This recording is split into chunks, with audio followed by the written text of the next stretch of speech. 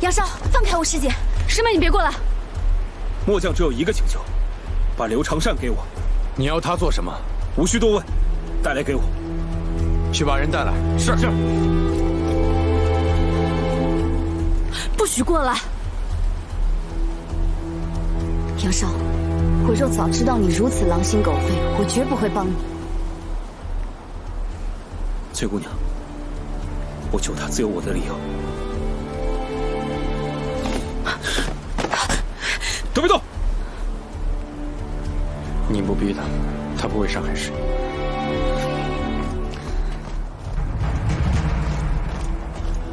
杨将军，你来救我了！少废话，跟我走。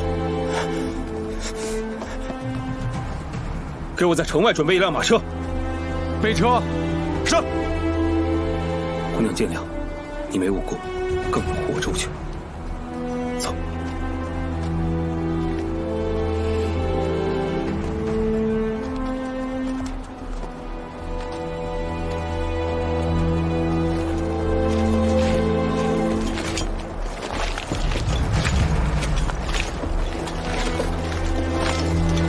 你驾马车。殿下，我不会伤他，你可以跟着我。等平安到了南萧，我自会放他。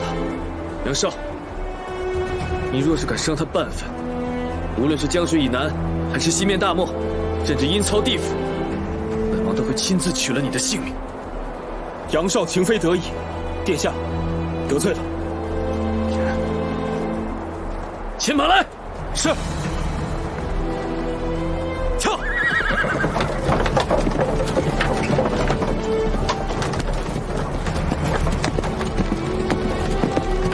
和尚，你快想想办法，南萧是你的故土啊！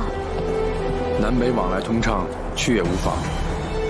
只是殿下的身份被人发现在南萧，定会掀起轩然大波。你在说废话吗？之后营，全上马，暗中保护师父跟师妹。是。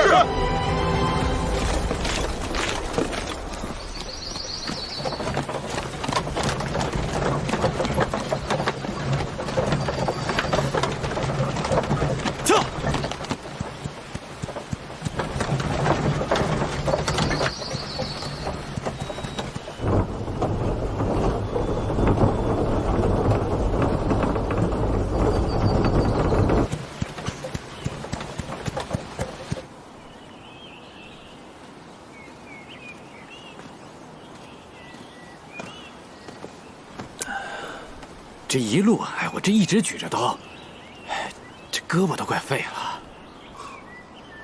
跟着你的可是周生辰，你敢放下刀，也不怕人头落地？杨将军啊，我这辈子做过最好的事儿，就是当年举荐了你。这附近没多少能吃的，凑合吃吧。师父已经一天没吃东西了。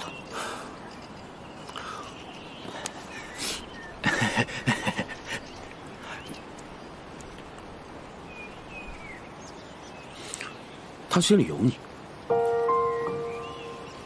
否则一个高高在上的王，干嘛只身涉险跟着你去南萧啊？他是我师父。不管是什么，他心里有你。哦，周生辰啊，周生辰，原来，你们这可比我那谋逆之罪差不了多少啊！你不是要嫁给广陵王吗？婚约已经废了，他只是我师父。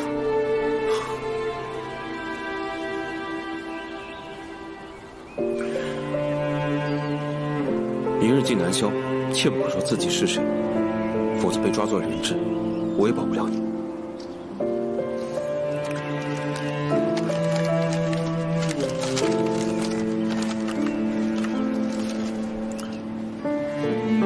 吃点吧。你给我师父吃。我就这一只鸡，我自己都舍不得吃。他已经一天一夜没有吃东西了。你们有2个人可以轮流打食，他只能饿着。你若不给他，我也不吃东西了。不，我吃。还真是师徒情深呐。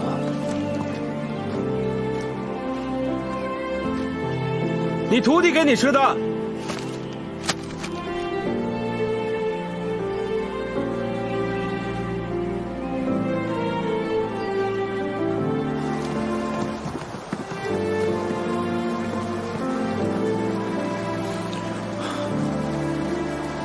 这2条船我都包了，这条给他。我阿娘说了，这次你必须跟我回江陵。你擅自娶我妹妹的事情，必须当面跟他们解释清楚。若是解释不清，他就不跟你回来了。上船。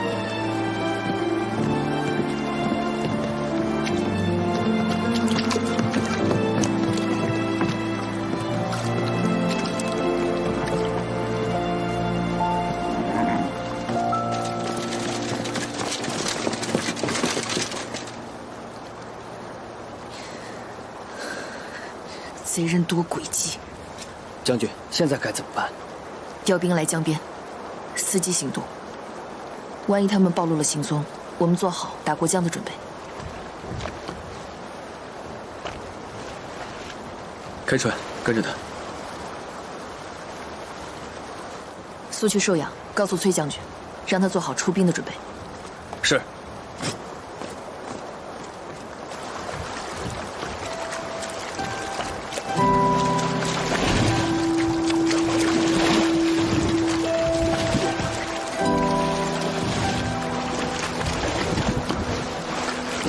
你们北面的人啊，喜欢私奔啊？倒也不是，也不怪你大舅子如此生气啊，必须得跟着回去一趟，下个聘，拜个堂，叩谢父母养育之恩，接着再把你娘子给接回来。好。不过呢，那小娘子啊始终回头，恐怕你这一趟去啊也不会太为难你。爹娘嘛，只要女儿喜欢，总不会太刁难的。你能看出来，他心里有我。这自打你一上船啊，他的眼睛就没有离开过你。你说他心里除了你，还能有谁啊？是我连累了师父。别想这么多，若不是这一次，恐怕你此生都没有机会来这边。说得像你故意安排的一样。不过说真的，我之前真有想过，有朝一日中原统一，就带你来这边。是真的。让开，让开，让开！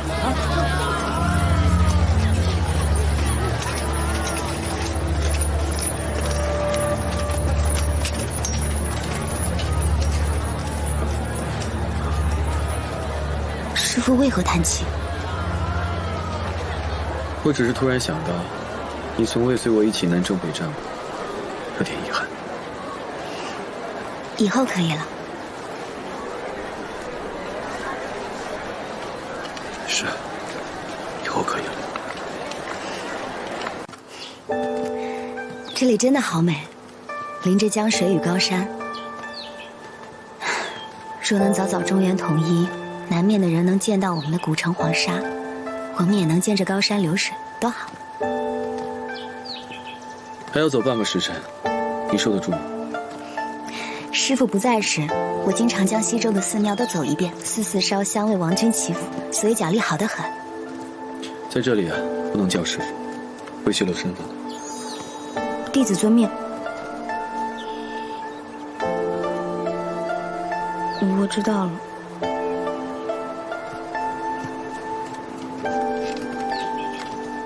哦，公子可要上山？对，那可要走快些了。这书院里的先生脾气不好，可容不得人日落之后进门。你露宿山头倒无事，只是你娘子要跟着受罪了。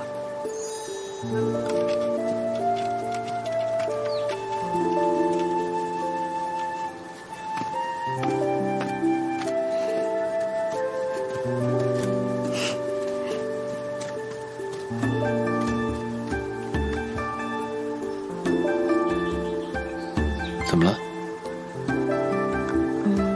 这里人杰地灵。是吗？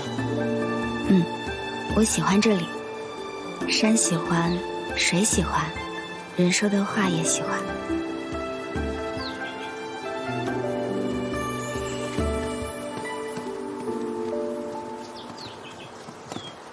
知道怎么走吗？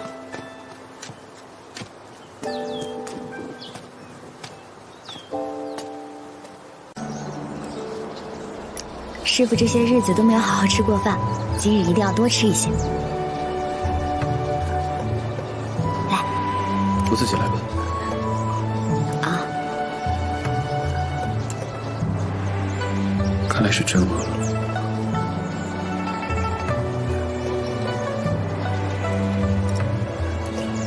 来，你最爱吃的。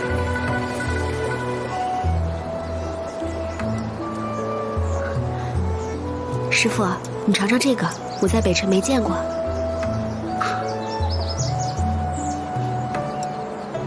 这个叫竹笋。啊，是我孤陋寡闻了。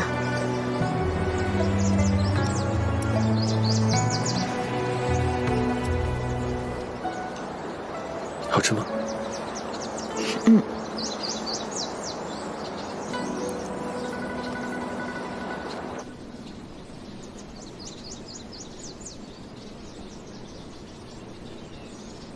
先生的两位朋友是何关系啊？你看他们的眉目之间有什么？眉目间干干净净的，能有什么？友情。那今夜被一间睡房？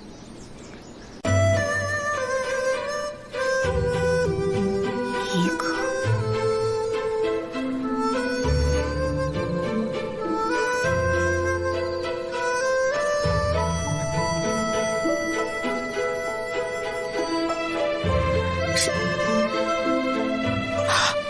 抱歉。无妨，我娘子从前的时候也喜欢这样拽我一笑。二位长途跋涉，想来定然累了，早点休息。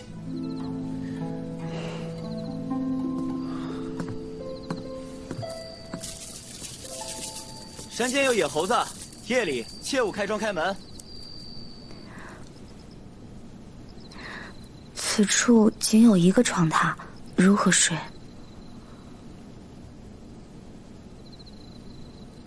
我睡地板。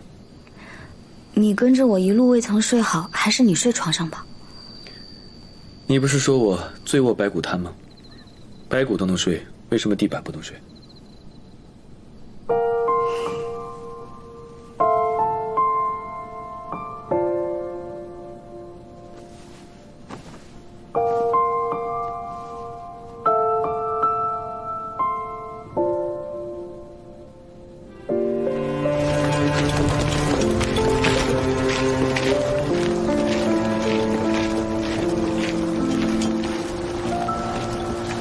消息打听到了，他们在江陵。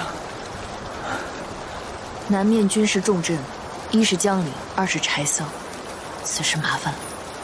杨少这个狗贼，居然知道以此牵制我们。在日落前，江陵已经封城，不许任何人进出。他们已经开始搜寻师傅和师妹了。不必担心，以我对你们师傅的了解，他此时正在轻松惬意享受南萧之行。你说了一晚上不必担心，你就不能想点办法吗？你拿我当军师？我义父走后，你不就是军师吗？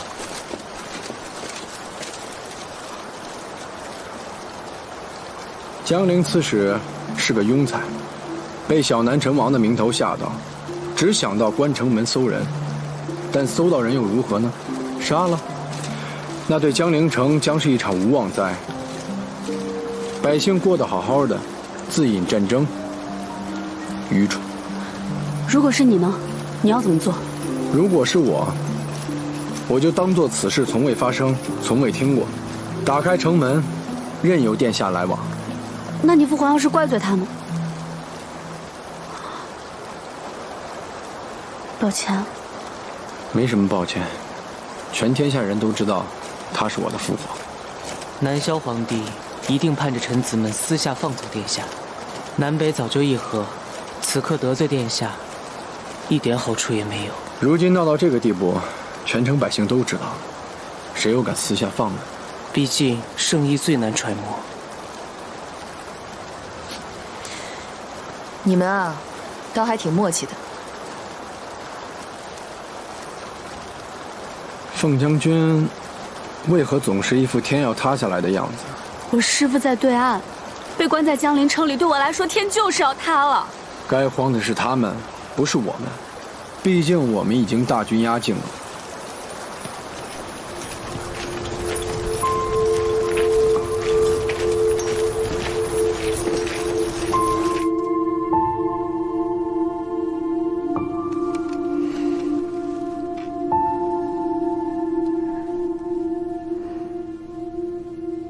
他们到处派兵找我们，不出10日，定会搜到书院。用不了10日。这里是军事重镇，兵多，差不多3日就能找到。那我们要走吗？不用走啊。刺史会收到密旨，万万不可在江陵城内找到我，因为他们的皇帝不想因为这种小事跟我开战。哦。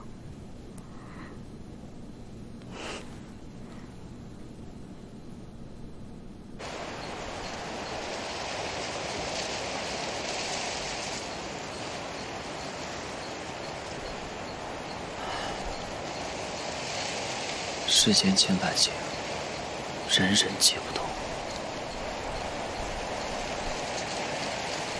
啊，先生，你听到什么了？嘘，先生没听到什么，人家把你的话全听去了。去，给夫人守门。是。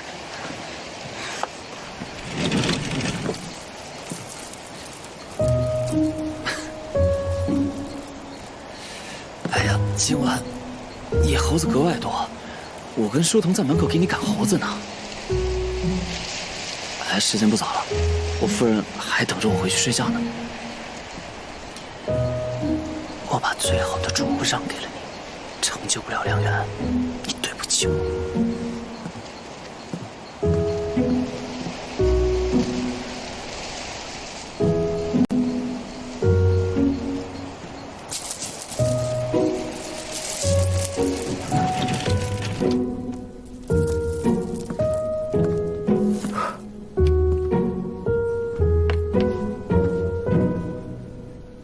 你是怎么救环先生的？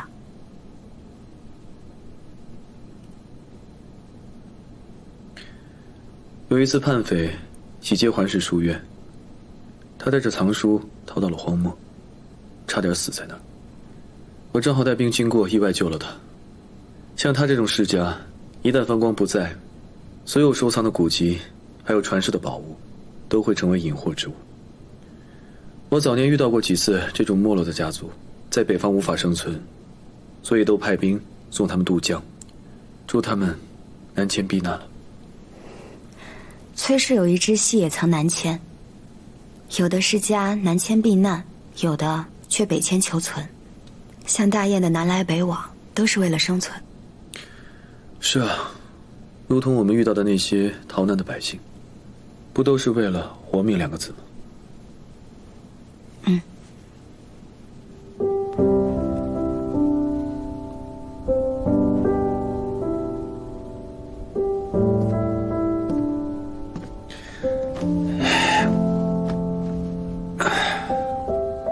好久没有过这种清闲的日子了。师兄师姐们肯定都急死了，你还说清闲？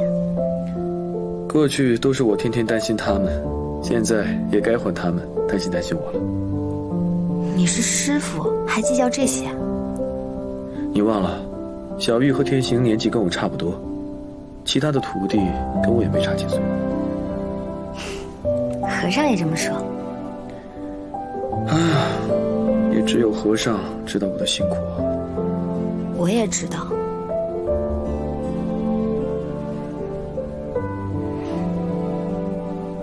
你故意的，故意什么？故意诉苦骗我同情。我好端端的骗你同情干什么？说不过你。好了，赶快休息吧。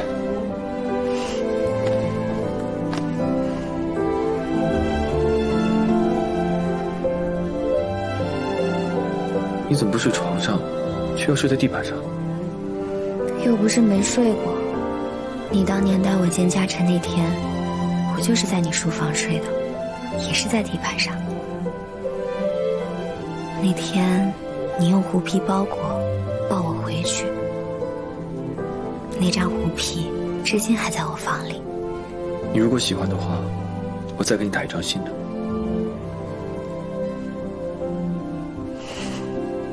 我只喜欢那一张。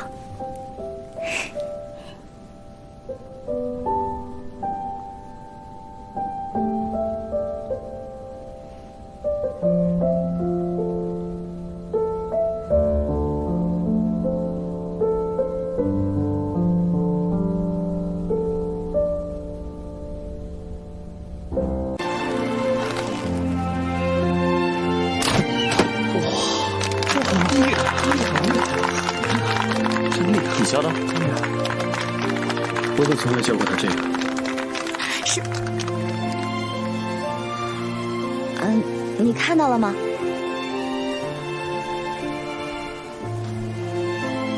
谁教你的？王府剑场空着，我左右无事，偷学的。准度看似不错，但莫攻的姿势要改。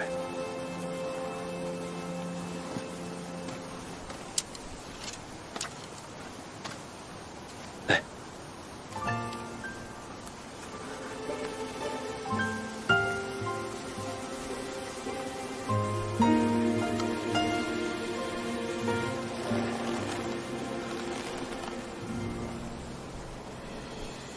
准备。像阵风，轻轻地拂过，像朵云，等待着雨落。心中期盼的萤火，又有一个角落闪烁，是为你点亮夜空星火。我们书院的弓都是猎户送的，比不得你们王府的弓轻巧。应该早些提醒你，就不会拉上箭了。今后的伤需要人帮。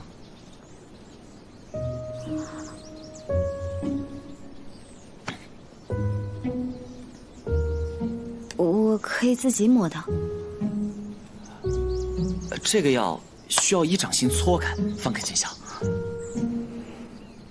唉，只可惜我们书院全都是书生，没人能帮你啊。那能不能请贵夫人帮我一下？她不见外科。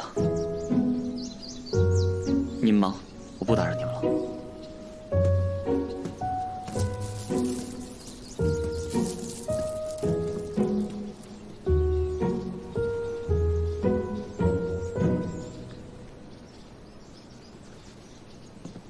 你先自己上药，垫上白布之后教我。嗯。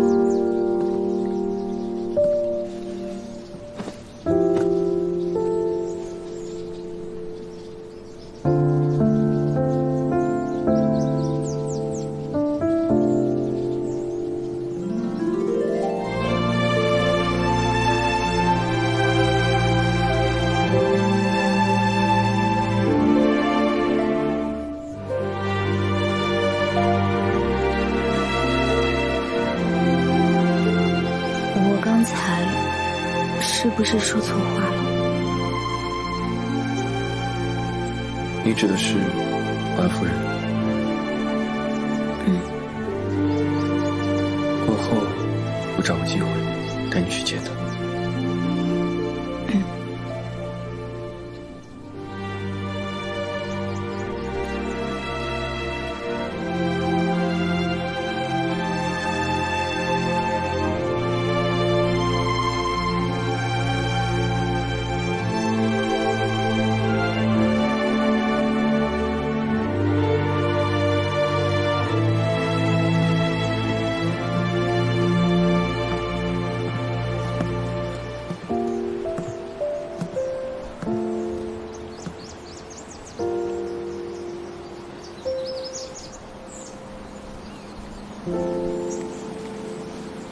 我琢磨着，再招待他们几日，也该和他们要报酬。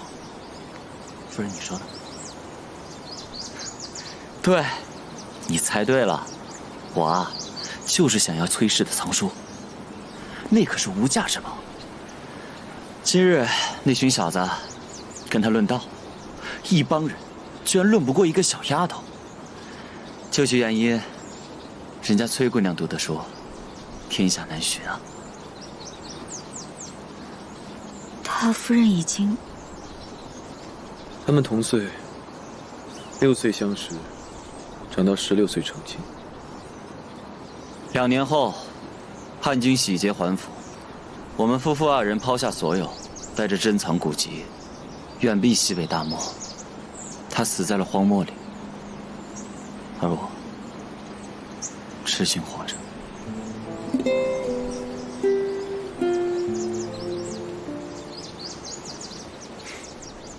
进来吧。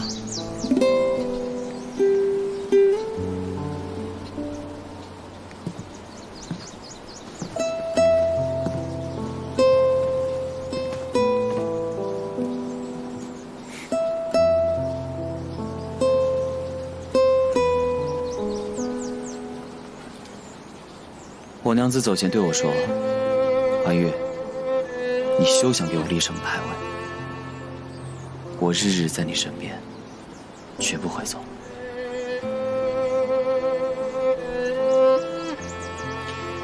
所以没有牌位，我娘子她就在此处。你们坐，我去给你们倒茶。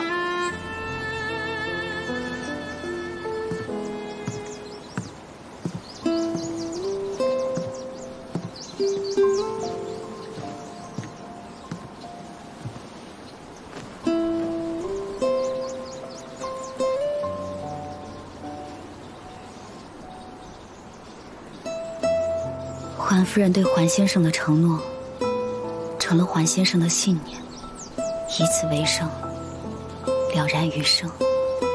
可见承诺的力量，对家人来说有多可贵。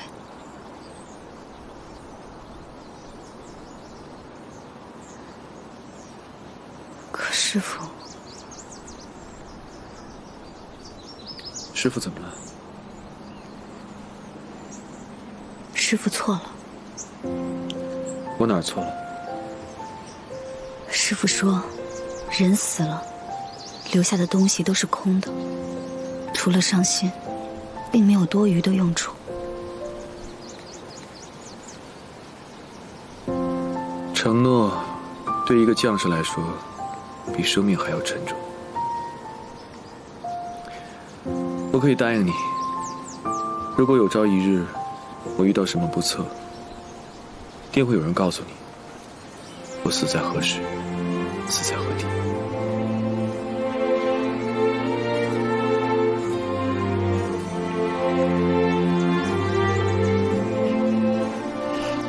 师父是百战百胜的常胜将军，定会长命百岁的。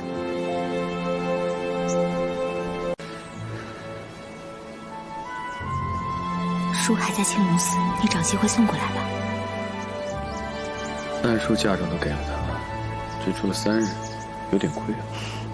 手抄本我可以回去再抄。哦，这儿山遥水远的，还是让我娘请人送来正本，我回王府慢慢抄就是。依老朽看，这个纱帘可以除去了。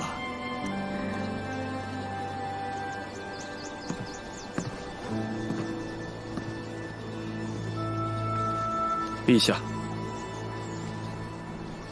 小南陈王，民女崔师仪拜见陛下。你这份礼虽不如朕想要的，但也足够诚意了。回去替我向你娘带句话：南萧叛崔氏南迁，此心从未有变。民女一定带到。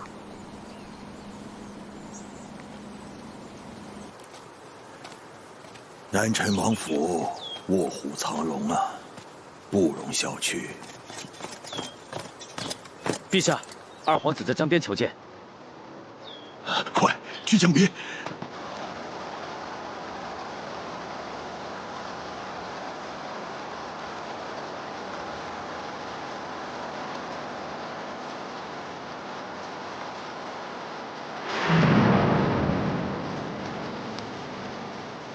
父皇放心，终有一日，儿臣定会带兵过江，完成父皇一统天下的大业。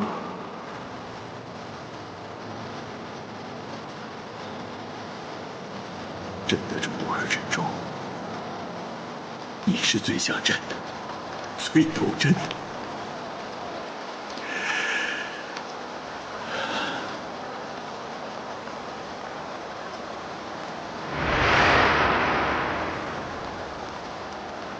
兰儿，兰儿，兰儿，你为何剃了头发？快上来，随朕回去，随朕回靖康。贫僧渡江，来迎吴王回西周。你是朕的二皇子，何须屈尊在一个小南陈王座下？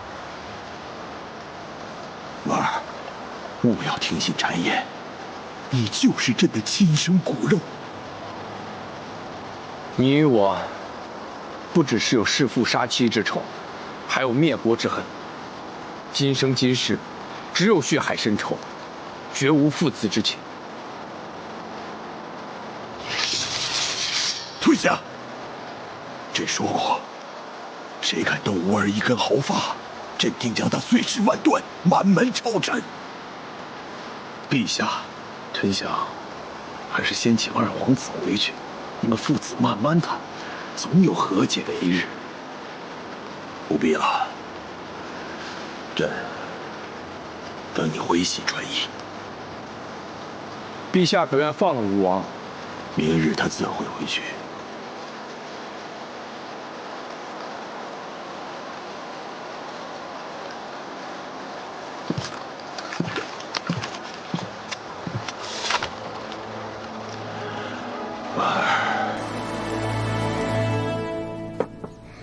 我家先生前几日胡言乱语的，误会你二人了。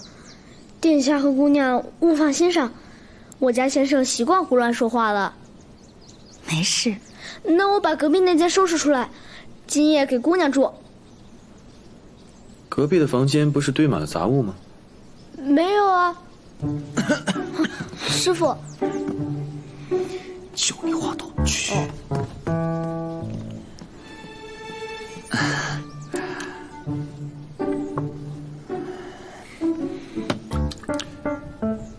加菜呀！你慢慢吃。师傅，擦手。为什么突然改口叫师傅了？书院的人都知道你是谁了，也知道我是谁了。这儿都是读书人，最重礼节。若见我不叫你师傅，怕背后议论。再说，明日就要过江了，过江回去，都是要改口的。明日是明日，今夜是今夜。不过才10几个时辰，何必自欺欺人？师傅多吃一些，回去以后吃不到了。我知道你喜欢这儿，但你我终归是北辰的人，不能在南京久留。弟子明白。